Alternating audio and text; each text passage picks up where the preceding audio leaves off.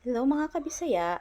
For today's video, magluluto po ako ng sinabawang tilapia. So, ang una po natin gagawin ay maggisa lang po tayo ng bawang, sibuyas, luya at kamatis. Pagkaraan po ay sabawan po natin. Pagkakulo po nito ay ilagay na po natin ang siling haba at ang paminta. Tapos, isunod na po natin ang ating isdang tilapia. Pakuluan lang po ito ng 3 minuto.